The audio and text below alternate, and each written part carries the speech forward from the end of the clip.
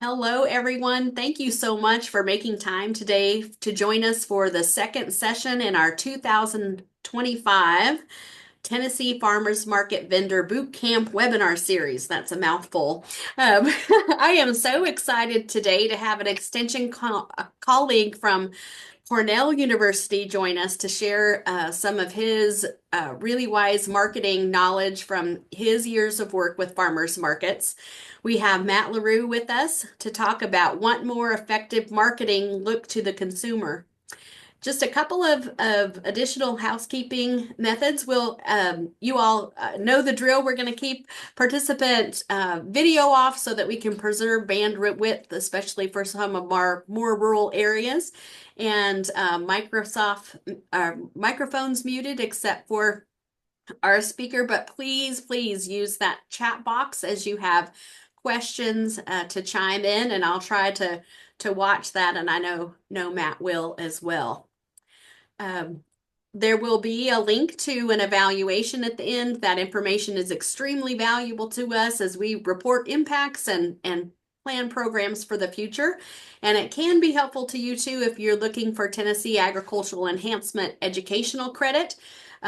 If you watch 5 of these sessions out of the 7 and report your attendance on those evaluation, you'll earn 1 educational credit for the producer diversification cost share for value-added agriculture I'm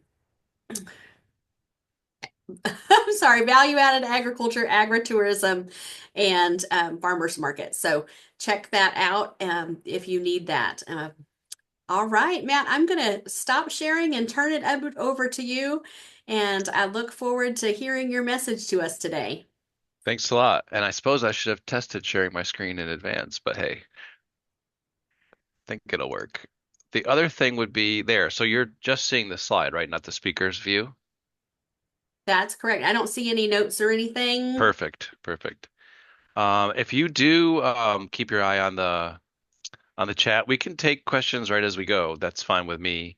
I'm thrilled to see so many people joining this afternoon. Thanks for taking out the time. And yeah, I'm going to talk about maybe you could call it it's like philosophy. It's an approach to marketing to make your actions that you take more effective by understanding your consumer. Everything I'm going to talk about today, I learned while I was taking a marketing class at Cornell as a graduate student, and I thought the class was super great. It's very clear teaching, and I'd already been working in the small farms and direct marketing ag world when I took the course, and the people that were taking the class alongside me were getting ready to go out and work for, like Coca-Cola and Kraft and Apple. But I saw that the techniques that we were learning applied to your world as well, to the direct marketing world. So that's, I'm happy to teach this content. Um, just to give a quick introduction, my name is Matt LeRoux. I'm an extension associate at Cornell University. I'm in the Department of Applied Economics in the Ag School, so a little different seat. Um, and I've also worked as a county extension agent for many years at one of our county offices.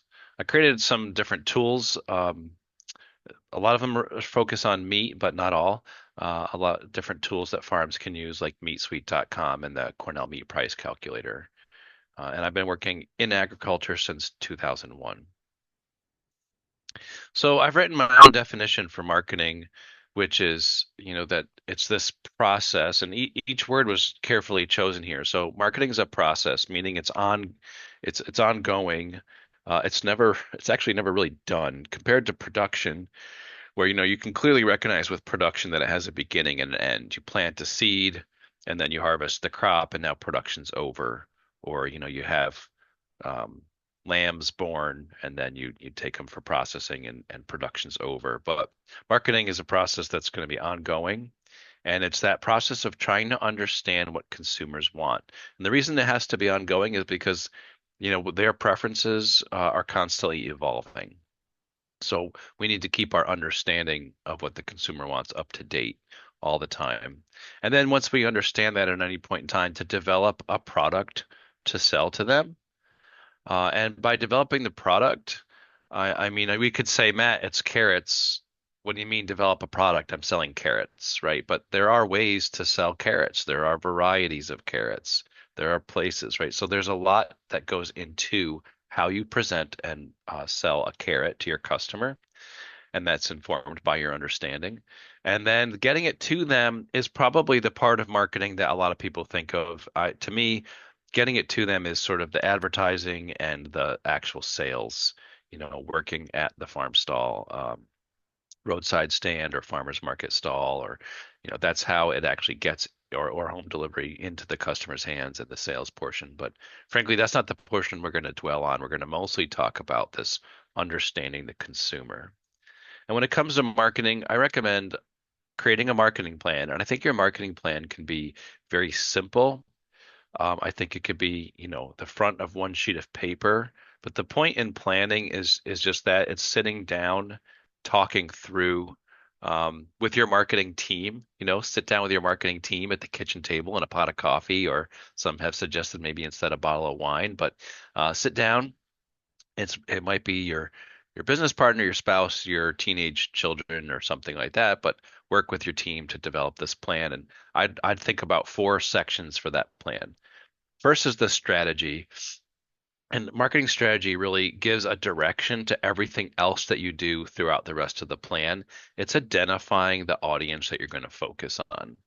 Then you have market research, which is really fleshing out the understanding of this target population that you've identified with your strategy.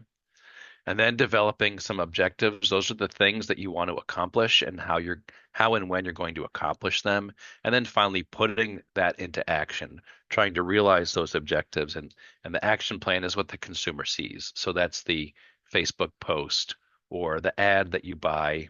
It's the display at the farmer's market. That's all the things that they wind up engaging you with. The rest, strategy, research, and objectives, are internal, hidden from the consumer. That's the work that you're doing, and then communication is the part that they see.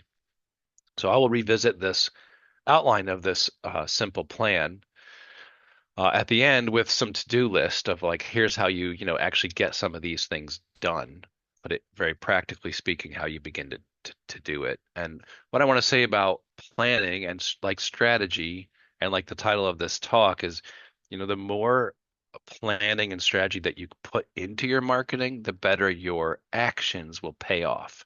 So every hour or dollar that you spend on a marketing effort should pay off better when it's focused by marketing strategy. And that's the overarching topic for today. So when you're working on strategy development, you're going to start by identifying a target consumer to focus on and then direct all your energy towards that target consumer. And you're really going to think when you identify this person or this group of people, why do they buy things the way that they do? Why do they make their decisions the way that they make them? So just very practically speaking, and again, you can do this in your marketing meetings, think about the choices that they make. So if this lady with a small kid has to get groceries, she really makes the choice when she gets in her car to drive to the grocery store or perhaps to the farmer's market. And your job as a marketer is to think about, well, why would she drive to the farmer's market? What are the reasons that she's choosing that over the grocery store? And then start to identify those reasons. So I guess if we were all sitting in the same room, I'd say, give me some reasons, shout them out. But I've done this with other crowds and I know what they'll say. So they might identify things like, she wants to know where her food comes from. She has perceptions about the quality of the food being higher, it's fresher, perhaps because of differentiated production systems.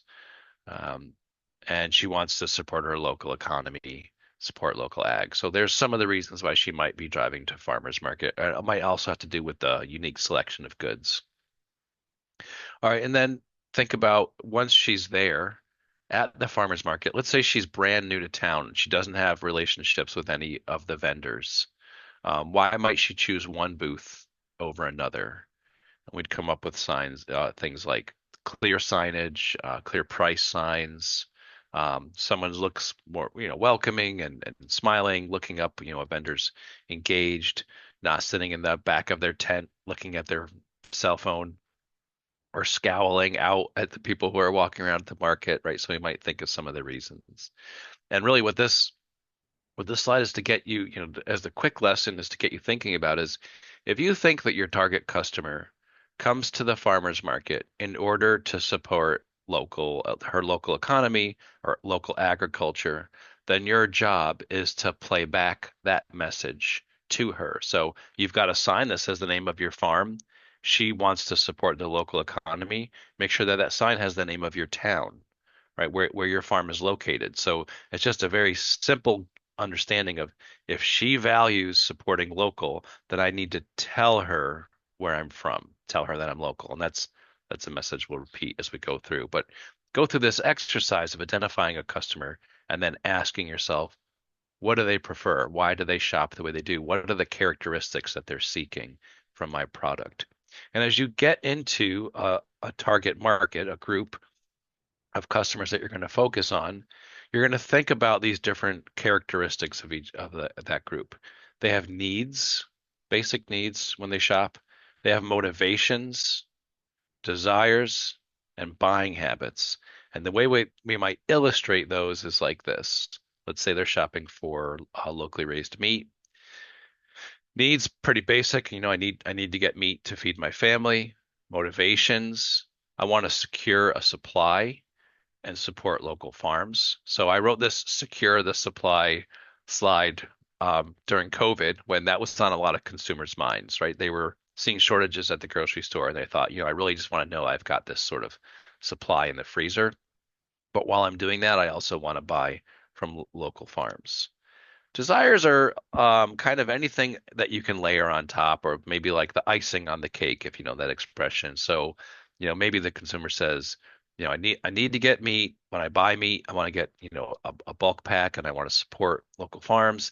And I'd really love to know how to cook all the different cuts that I receive because they might not be familiar with some of the things that they're going to get in that bulk pack. Buying habits, I really prefer to order and pay online. Home delivery is ideal. Customers have really come to expect home delivery from so many sources, but at least I want to avoid crowds. I guess maybe that's a little bit of a COVID influenced slide, but it's just to illustrate, those quotes are just to illustrate these four characteristics that you should be thinking about when you talk about your target consumer: needs, motivations, desires, and buying habits.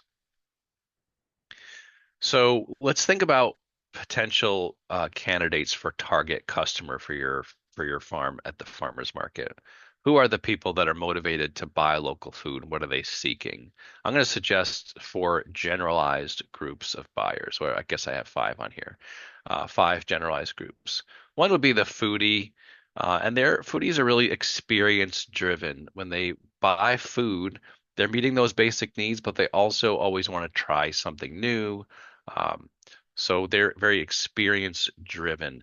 And experience is not just eating the food, but it includes the shopping, right? So talking to you, the kinds of places that they shop, the kind of items that foodies are looking for, different things that they haven't tried, uh, weird vegetables, weird cuts of meat.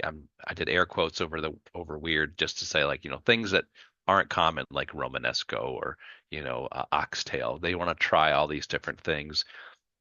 They also want to try as many things as they can, so they're going to shop with lots of different farms to try different food. Really kind of like food hobbyists. Then we have the cause-driven consumer. So when they make their purchase, they want to meet their basic needs. They also want to support causes that they believe in. And those causes could be internal to them or external. So external causes might be humane handling of livestock or um, different production practices like certified organic. It could be supporting the local economy or supporting agriculture in their county, right? Those are external causes that they believe in, but they might have internal causes like their own personal health and the belief that these foods are the healthiest foods. I really want, nutrient dense, very fresh foods for my health or the health of my family. So that's an internal cause. Then there are traditional buyers, and especially if you're in a rural area, you might see more of a traditional buyer coming for local food. They're probably more price, or we might say value driven.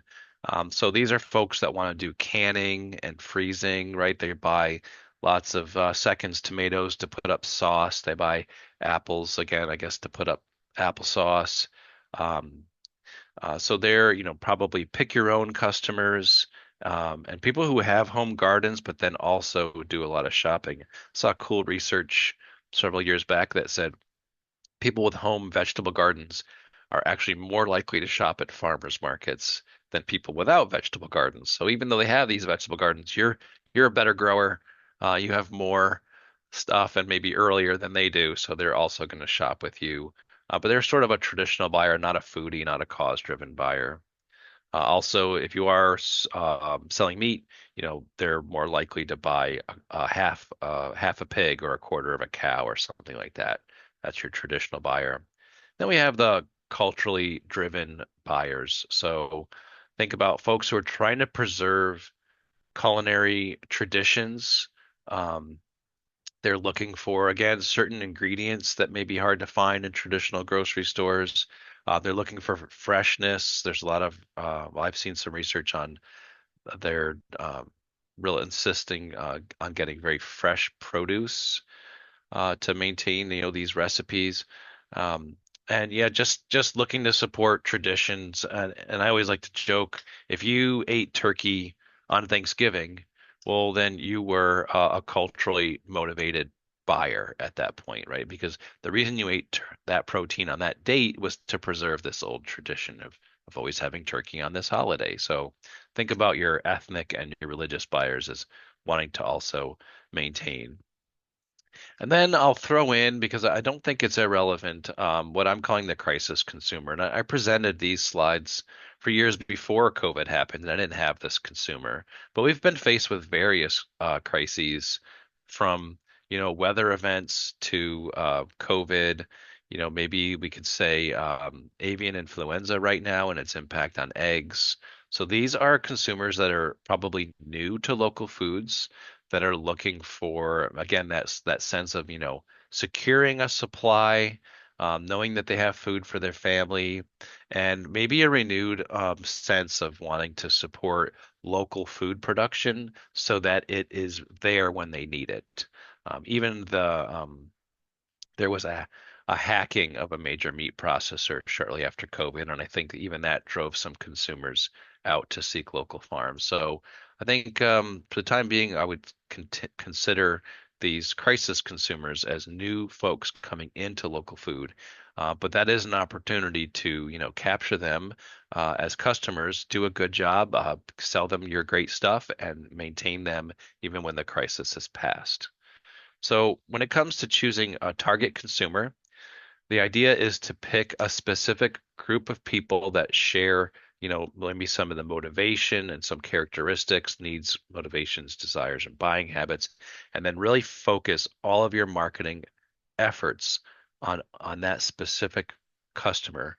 Get as specific as you can. Here we have foodies and social cause driven, price driven, but you're going to want to get even more specific if you can and focus on that group. And then every marketing decision that you make is considered in light of, what would this target consumer want from us? And I'll develop that idea a little further in the coming slides. Developing your farm's message from your marketing strategy accomplishes a lot of different things at once. It'll help focus your brand identity. In other words, you don't really want to be all things to all people, because that doesn't give an identity. You want to serve a specific group really well, and that will build your identity, your branding. Also, this makes your marketing labor more effective. So as I said before, each hour that you're going to spend on marketing, or each dollar that you're going to spend on marketing, should pay off better than if it was just generally broadcast out, into the anonymous public. You're going to focus your hours and dollars on this target market group. It'll also, in building your identity, it'll help create differentiation from other, let's say, competitors, and build out your market position. Your position in the market is how the consumer perceives you. So market positioning is it's not that hard to understand, but you could kind of think about how you might shop at several different grocery stores, but they all have a different spot in your mind, right? You've got your Aldi's, your Walmart, and then I don't know what chains you have down there, but like Food Lion or whatever. And you might shop at all three, but they have different places in your mind for sort of why you would end up going to that one over the others. That's called market position, and you can help shape your position in the marketplace to be what you want it to be. So again, your marketing strategy will help attract your target customers because you're really speaking to them with all of your communication, everything that comes out from the farm, and it sincerely allows you to serve these customers better. I mean, one way to get increased spending and increased willingness to pay from your target customer is to understand and serve them very sincerely. The better you serve your customer, the more they're going to be shopping with you. The way that we can develop strategy is through a strategy sentence. So this is an example of something I did in that class back during in grad school. I thought it was a lot of fun, and I wanted to do it with you guys.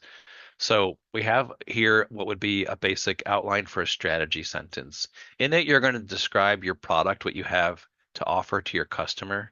I heard a presenter at a conference recently said, "What are our customers paying us to do?" That's sort of the thing that you is your product. Whatever they're paying you to do, um, that's your product, and you want to describe it in terms that are meaningful to them. Then you want to describe your target customers. So who are they? And then more when after the who there, activity, demographic, behavior, describe them in greater detail in a detail that's going to help you make decisions about how to serve them and how to communicate with them. So something about those customers in greater detail. Demographics are things like age and income and even zip code where they live. But then there's something called psychographics, which are behavioral groupings. So let's say mountain bikers. Mountain bikers could include 18-year-old guys and 65-year-old women, but they all are interested in buying certain products the same way because they're all mountain bikers, right? They're all athletic, they need certain equipment, maybe they have certain diets. So you could think about demographic or psychographic groups when you're fleshing out your strategy sentence. My suggestion is that you sit down and you fill in one of these sentences with your marketing team, and you really want to write the sentence to to become the sentence is a verbal caricature of your target customer. So think about a caricature like when a cartoon artist draws a caricature of someone, it's still recognizable as them, but it also exaggerates certain features. So, they draw a caricature of me, maybe they make like really bushy eyebrows or a big nose or something, and it's funny to look at, but you can still tell it's me because they picked up on what my face looks like. And you want to use your sentence in the same way. It's actually probably going to be a little bit funny. It's going to be an exaggerated description of them so that it helps you understand them and make decisions. So what we're going to do, and maybe we can use the chat. So get ready to chat in. We're going to write a strategy sentence for this product. Understand that we're not a farm when we make this product. So we're just going to say our company makes, and then any word that's in red, we need to fill in with our own words. So what does our company make and who do we make it for? Let's have people chat that in, or you're welcome to unmute as well. Go ahead, anyone. What does our company make and then who do we make it for?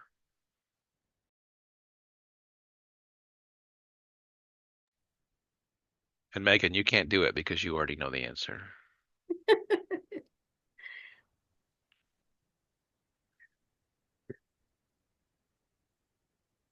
We've got a bread.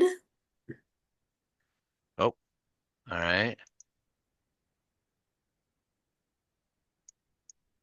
Well, I'm not seeing anything.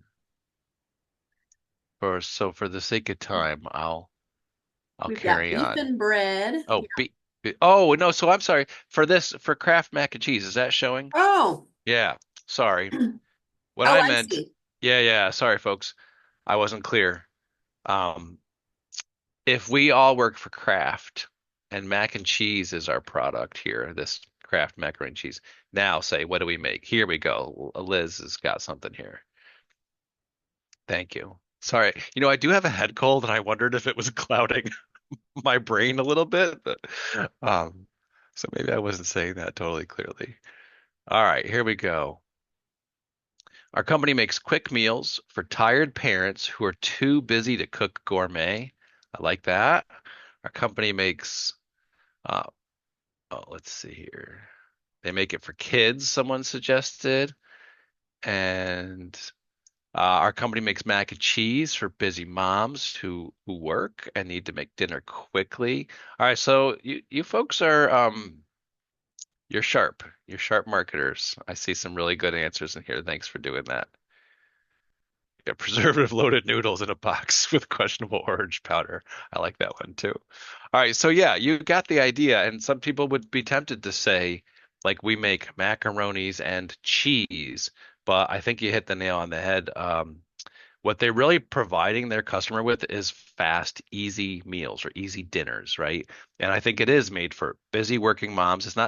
It is made for kids. It has to be palatable and acceptable to kids, but really who they're providing this to is busy working parents who are on the run, they work and they don't have any time today. They give up on trying to make that farmer's market meal.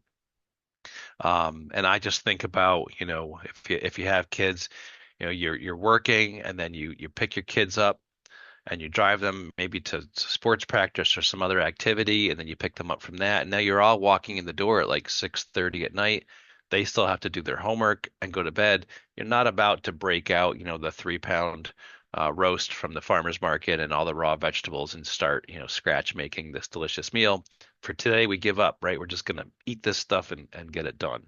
So yeah, I think we could write a strategy sentence. Now it's a little funny. It draws a caricature of like, this busy, frazzled mom getting in the door with all the kids. The kids are whining, they're hungry, and we just need to feed them fast because, we got to move on and get homework done and get to bed. So yeah, that's a good strategy sentence. It draws a caricature.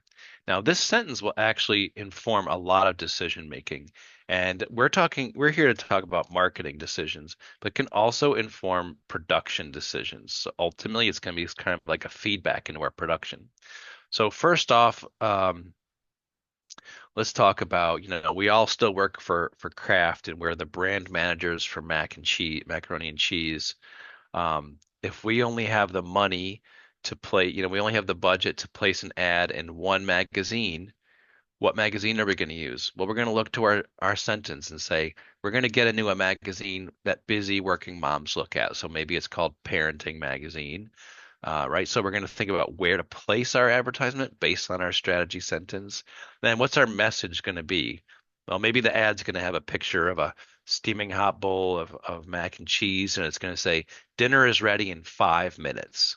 Because we know that she values fast, easy meals. So we're going to communicate, right? We're going to play that message right back. This is a fast, easy dinner. You can make it really fast.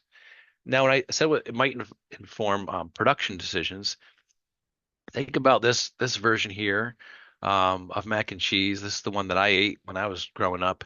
You can just see in that side panel that you have to boil water, and then you actually have to measure milk and measure butter.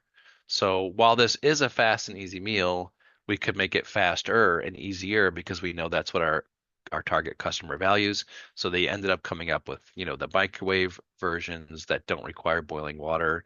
I just think about, how long it takes water to boil when your kids are whining. It probably takes 30 minutes for that water to finally come to a boil.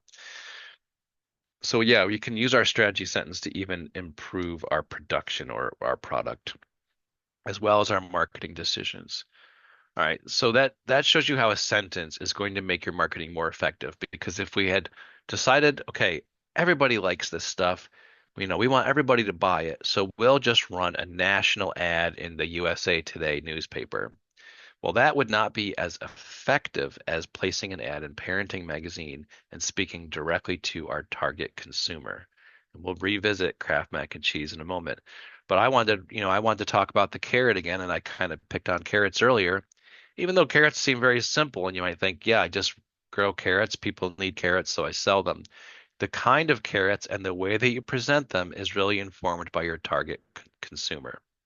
So I have a list of different target customers here on the far left, and then how you would package and present your product, right? Design your product based on your understanding of that consumer, and maybe a suggestion of how you might even grow different varieties.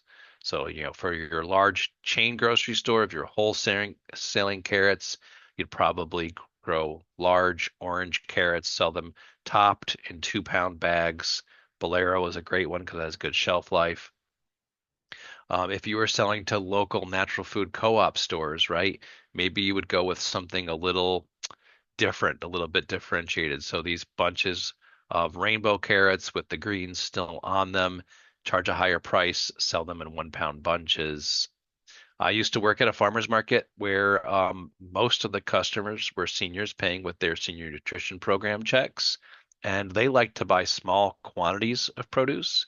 Usually they're just feeding one or two people, often just one. And they also seem to like things that were a little easier on their teeth. So they wanted really small, thin carrots in that case. And there's a variety called romance and so on. So your marketing, your focus with your target consumer, your marketing strategy can even feedback on what you're going to grow, how you're going to pack it, and of course, where you end up selling it. Just as a reality check, your strategy sentence that you write is not something that you should put on your brochure. So think about we make fast, easy meals for busy working moms who give up for today. You're not going to put that out there. That's internal to inform decisions. In fact, if you write a strategy sentence that sounds very pretty, like it would be great on a brochure, then you haven't really dialed in on who your target market is. You need to use that sentence and get it more specific. The outward appearance of your marketing will not seem unusual to ordinary customers. So when you're really speaking to your target audience, don't worry that you're alienating non-target consumers. You're actually building an identity for what you do so well, and so you're not alienating those target customers. Think about our Kraft mac and cheese example. Um, by focusing, let's say they're focusing on busy working moms, they're not alienating non-target consumers because who else buys lots of mac and cheese? College students, right? So 18-year-old, 19-year-old guys, that are in college buy mac and cheese because they recognize that it offers fast, easy dinners, even if they don't share an identity with busy working moms. Just gonna check is the audio cutting out for others? That's a good question for Megan. I am hearing it fine. Is anybody else having trouble? I apologize.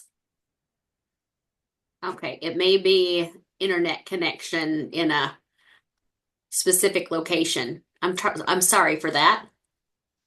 Appreciate checking in on that though. So you're not going to alienate your non-target customers, and I think we could talk through lots of examples of that. Okay, and then remember also that your default sentence. So if you don't have a marketing strategy in essence, whether you've written the sentence or not. But if you don't have a marketing strategy, then your default strategy falls to we sell whatever we have to anyone who will buy it. And of course, you could recognize that that's an inefficient approach to marketing. So again, those hours and dollars that you spend are just kind of getting thrown out against everybody, and you're hoping for something to happen. You're also not building that brand identity.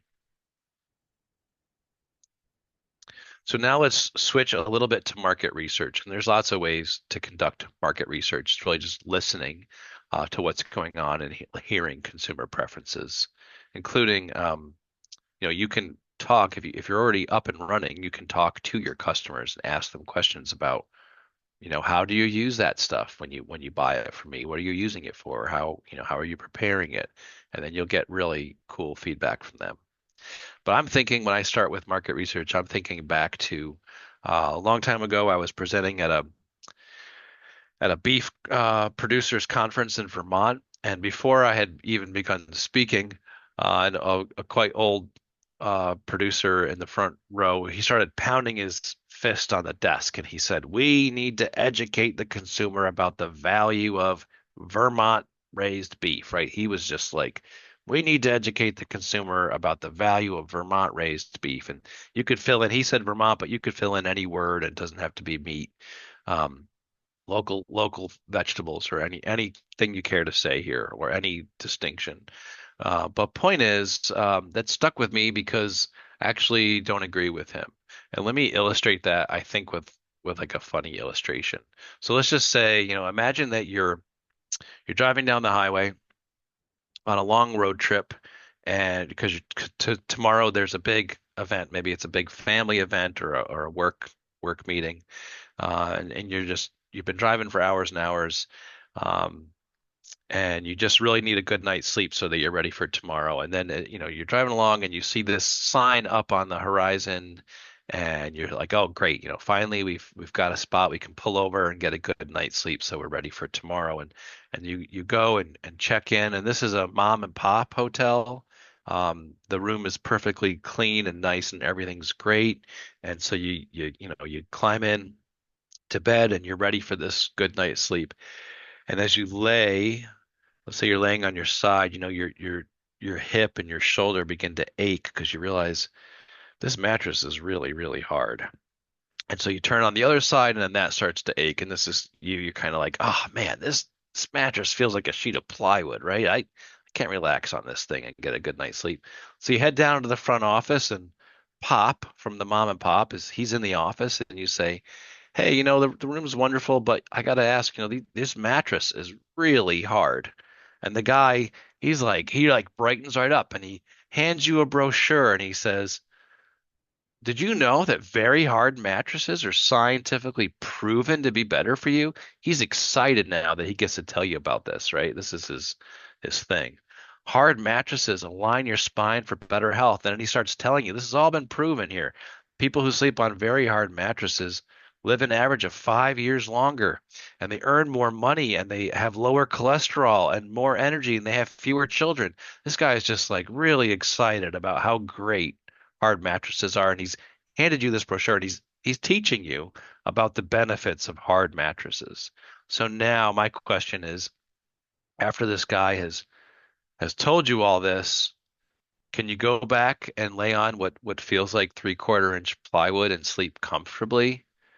Well, the answer is no, because the point here is that as marketers, understanding the consumer is better than educating the consumer. In that hard mattress thing, it doesn't matter how much you learn. It doesn't matter if it's been proven scientifically. It's still not going to be a good night's sleep, right? It's still going to be uncomfortable. So educating the consumer is not how you want to go about your marketing. You want to go about understanding the consumer, and giving them what they want. And this tells us about these two different approaches to marketing. One's called push, one's called pull, and I'll go into more detail. With push marketing, or we could call it production driven marketing, it means this idea that, we make this stuff. We believe it's good. I mean, Pop at the hotel, he sincerely loves hard mattresses. We make it and we think it's good. Therefore, we think you should buy it. So what do? We go where there are people and we try to sell to them. It's actually very expensive and time consuming because your marketing objective is persuasion, right? You're trying to persuade people, to educate them. You're trying to convince them to try what you've got so that they'll begin to buy it. So this is inefficient marketing because you're trying to push your product on a consumer who doesn't value it and is not interested in it. Now, if we look at the other side, we call it pull marketing. This is market driven. You could say market driven production. It means we're growing the stuff that we know people want. The consumer is really saying, I wish there was this stuff, right? I wish there was a place that I could get locally grown vegetables. All right, so now they're pulling this into the marketplace with their demand. People want this stuff, and if they, when they can find it, they will buy it. So what do we do as people who are, producing that stuff? We go where our target customers are to serve them. We go where the customers who already value what we produce are so that we can serve it up to them. It's much more efficient, has a lower marketing cost overall because our marketing objective is to let them know that we exist and that we have that stuff that they're seeking. So this brings us to the next concept, which is market research helps us market our products to those who already value them. There's no persuading or convincing here. We're finding out who are the people that really want locally raised food, and where do we find them? How do we reach them? And we're going to just go let them know, hey, we're here and we have this stuff. So it's much more efficient than push marketing. So marketing research overall is going to be this process of working, if you're already producing something, of working to find out who are the people, who's my target customer, who values and seeks this product. How do I reach them? Where do I go to sell it to them? So now we'll switch over into marketing objectives. Like a strategy sentence, marketing objectives pay off when they are specific and measurable. Let me give you an idea here. I've said this, right? I've said, oh, I should put some money in savings. This is an objective of mine, is to put money in a savings account. When I said this, do you think I put any money in savings? No, I did not. All right, so I said I should put money in savings, but I never did. Now, here's another sentence. I will put money in savings every month. This objective is easier to accomplish than the first one because it's getting more specific and more measurable. I don't know how much money, but I know at least that each month I should put some money in savings. I think it's actually easier to do this because it's more clear. But how about this? I'll put $50 from my first paycheck in savings every month beginning in September, right? So this objective is now easiest to accomplish because I'm telling myself exactly what to do, how much, and my timeline. So I can check back and at the end of September, I can look and see, oh, I only put 30 in savings. I need to put 20 more in, or I need to adjust my objective. But as marketing objectives become more specific and measurable, they become easier to accomplish. So I write this because I think marketing, you know, it's a big gray cloud. It's hard to sort of nail down. How do you know if you're accomplishing anything? Well, writing objectives will help take that big, blob out in front of you and start to file it into black and white where are we on track? Have we been working after what we set out to do with our marketing plan?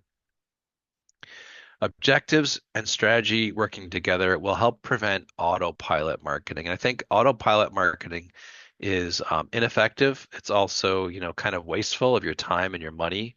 So autopilot marketing is just sort of, you know, posting a Facebook post without some objective behind it, without speaking to your target consumer, or seeing that the local festival is looking for sponsors and throwing up an ad in their booklet without really thinking about if I'm reaching my market, what's that ad say, and so on. So you really want your marketing effort to be strategic at all times, every decision that you make, and avoid autopilot. Objectives make it easier to reach goals, as I kind of just talked about, giving yourself the timeline, a budget, getting specific will help you understand what you need to do and how to begin it. It's easy to write objectives that are sales based, and I think they're good, to say, hey, our objective is to sell, X dollars at each week at the farmer's market.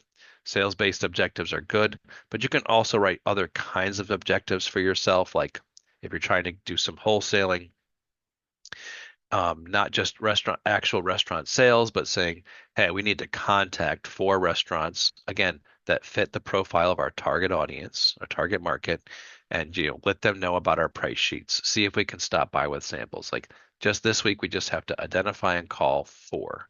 Now you've set an objective, and it's not just, hey, we really ought to reach out to more restaurants this year, but now you're making it something that you know when to do and how much to do. Objectives make sense with production schedules. So I mean anticipated harvests and yields. This works for fruit, vegetable crops as well as livestock. And always assigning a marketing budget. You should have a marketing budget in general, but then you can assign portions of that budget to specific objectives. Again, the whole idea behind marketing planning is to make the work of marketing easier for you and take less time and pay off better. So, working out your objectives is a key part of that. And once again, this is a sit down with your marketing team and a pot of coffee. So, to review, we had these four sections that we walked through: strategy, research, objectives, and then communication is really just putting those objectives into action. That's why I didn't expand on that this afternoon.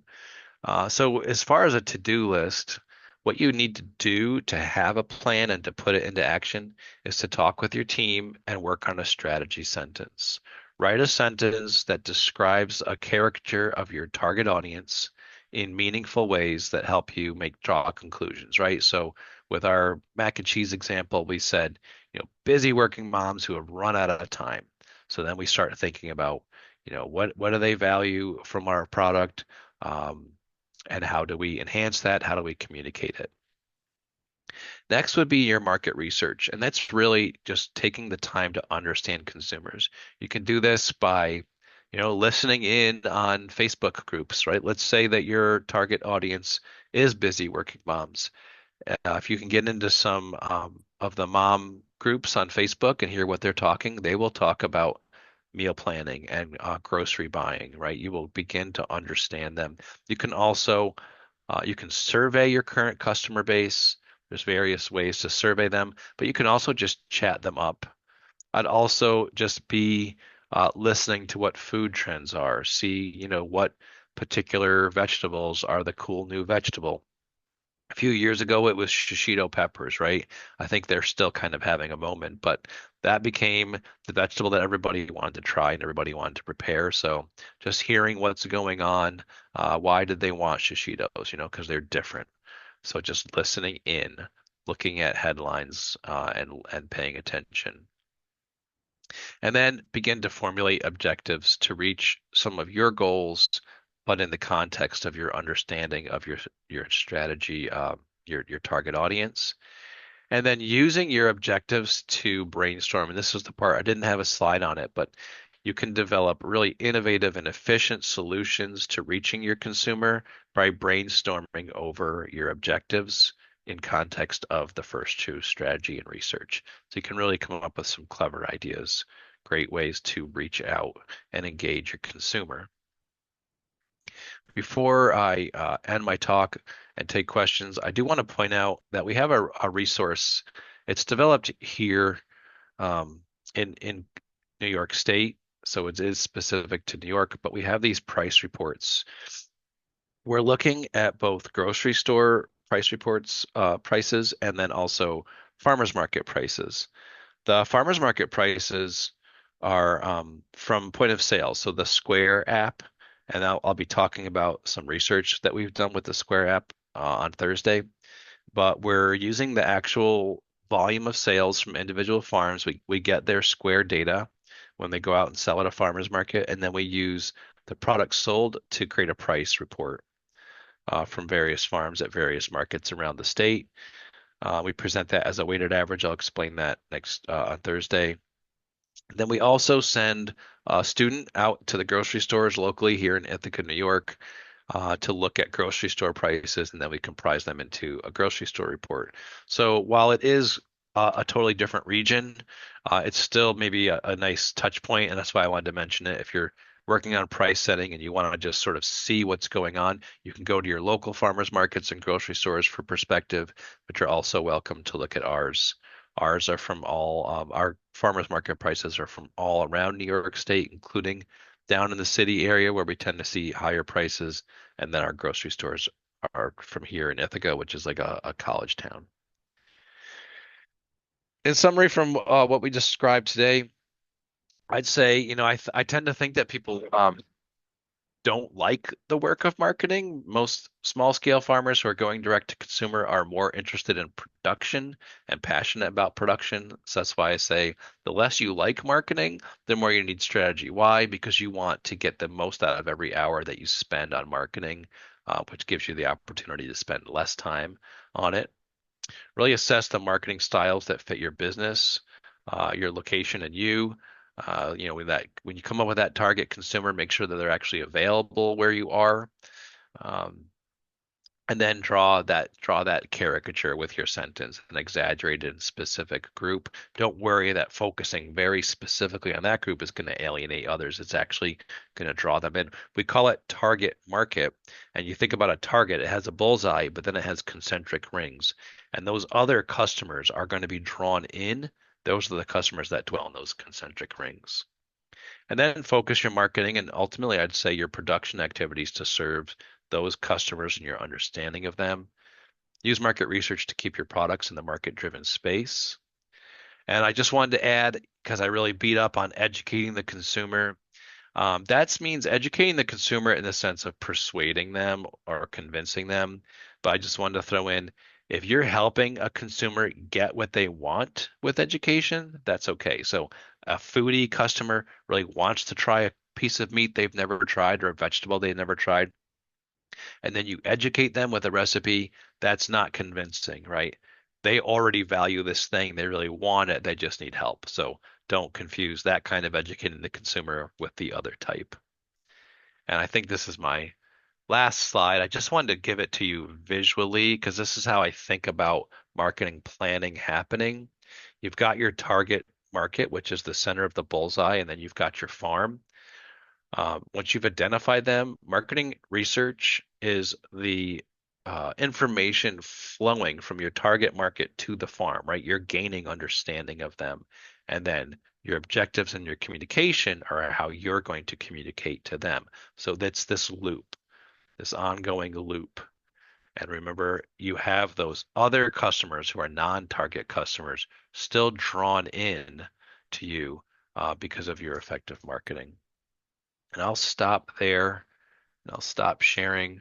I just want to throw out to you before I see any questions, that non-target customer idea. Think about the North Face jacket, right? So the North Face is a company that, I think their strategy sentence would probably sound like, we make the most extreme cold weather gear for people that climb the highest mountains in the world on the most difficult side to climb, right? That's probably their true strategy, is to focus just on those people that climb those mountains. But they didn't alienate all the rest of the general public because, as you can see, everybody thinks they need the most extreme cold weather gear. And so everybody's out there buying North Face jackets. So by focusing on that group, they actually attracted in all the other customers, kind of like the college kids that buy mac and cheese. So let's see about questions. This is a great time to put your questions in the chat. Matt, that is, you have a wonderful way of explaining what could be some complicated concepts in ways that are really understandable and people can visualize those. I appreciate you taking the time to do that, to be with us today. My pleasure.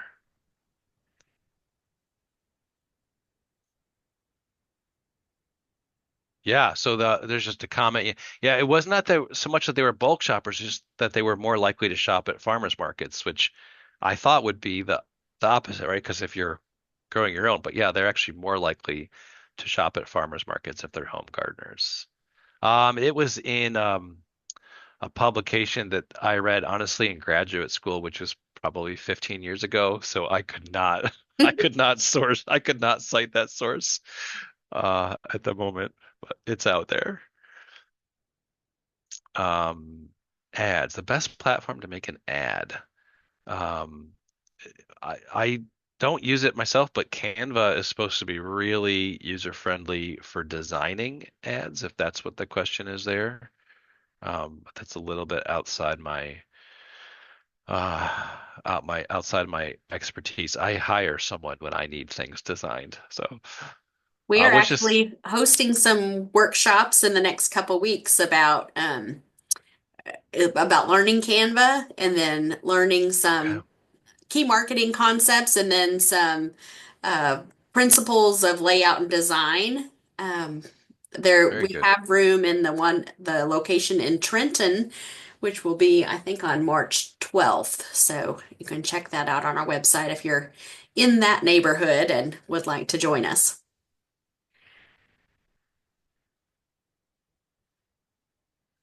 And then broadcasting an ad. Well, so I'll say, when you look at your target audience, think about where they like to be reached, and how they like to be reached.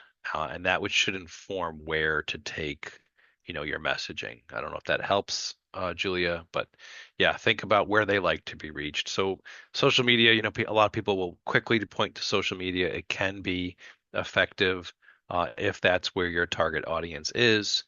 And I certainly, for my projects, I'm using ads on social media, but there are other places where you might brainstorm a little bit to think about where does my target audience already go and look for information, and how can I reach them there?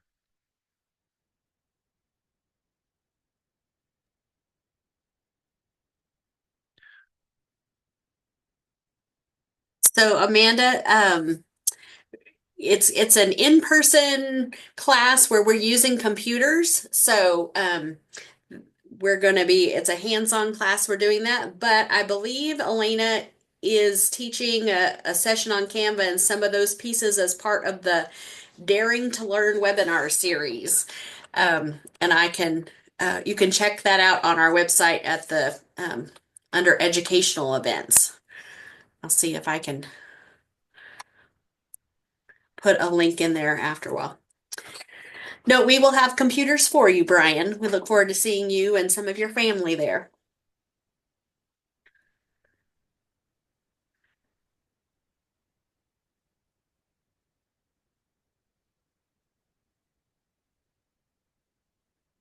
Wonderful. Matt, we thank you so much for your Thank time you. today. Thanks for giving up your lunch hour or postponing it for us. And you will be back on Thursday, and you said we'll be diving into data a little bit, trying to figure out how we can use data that you collect from your farmers market to make decisions and be more effective. Yeah, and it will take, we talked about like the concepts today, but the numbers, that I'll present on Thursday really show you how you can use data to tell you what consumers prefer. So yeah, I'm excited to share that with you on Thursday. See you then.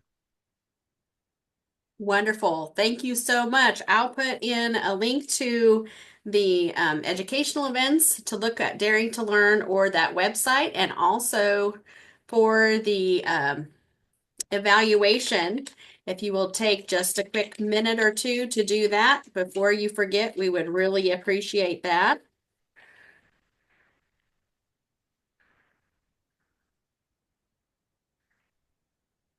And you'll have another chance to ask Matt questions on Thursday.